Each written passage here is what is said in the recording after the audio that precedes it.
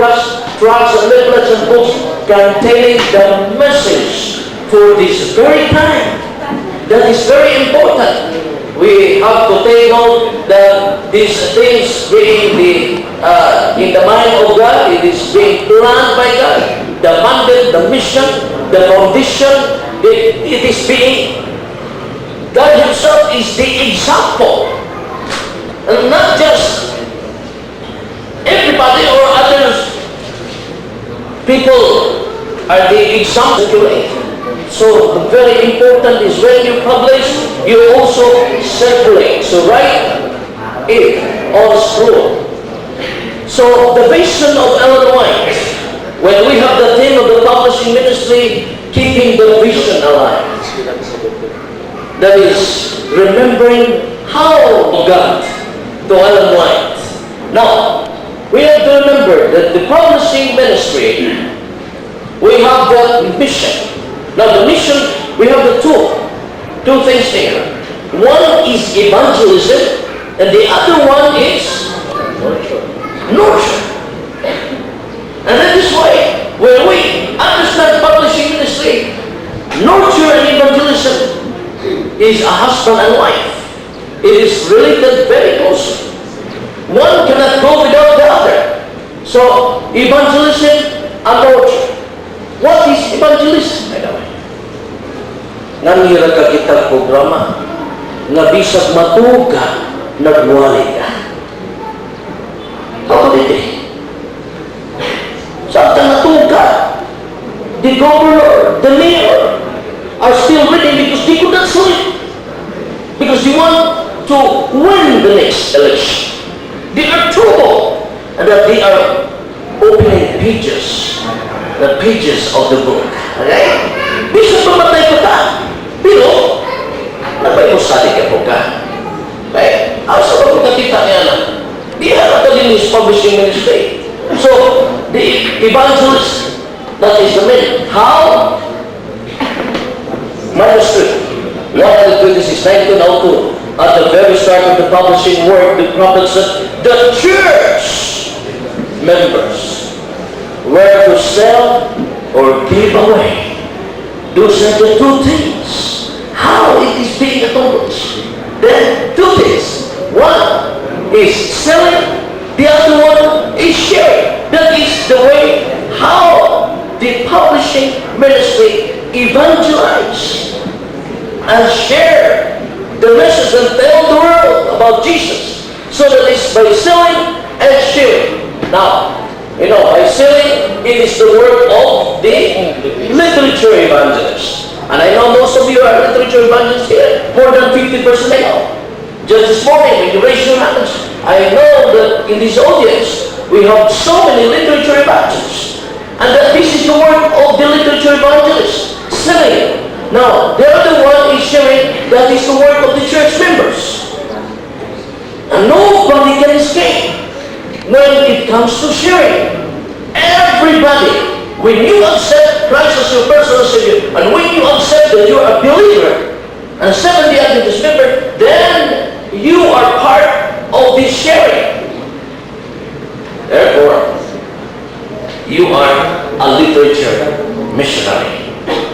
When we have a literature evangelist, the selling is for the literature evangelist, and for the sharing is for all church members, regardless of who you are, where you are, what kind of people you are.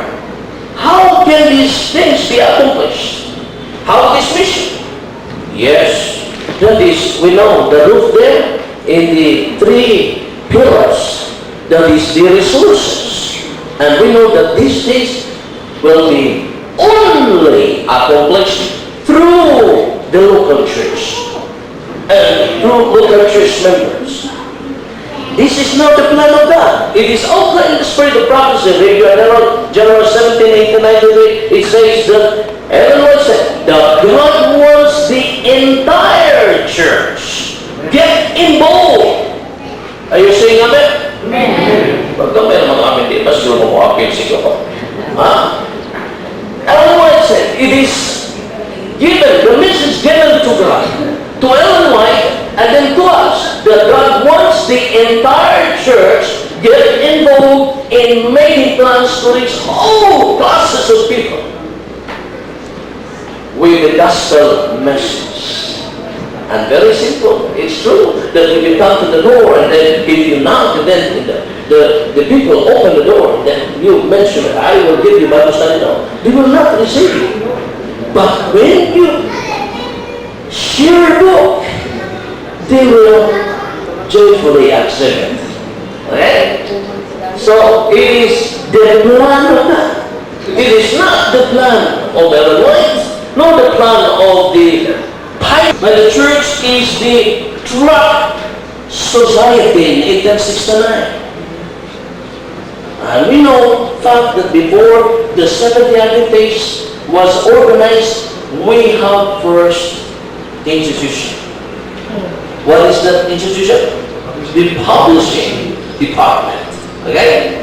So local church. So at the very start, it's the local church. Then next, it follows the local conference. Then they again create. And they have the tract and missionary society in the conference. Then after the conference, then the union follows. We have the National Tract Society in 1874, and then the General Conference 1901. So sa General Conference, o kung ano gusto mo nila, ipigay mo ba nila eh? Abi ito. And everybody likes it. Okay? But now, from 2005, we know that from General Conference, we have these local organization, union, local conference, then to the local publishing ministry department. Now, what is 2005? The meeting at the St. Paul's.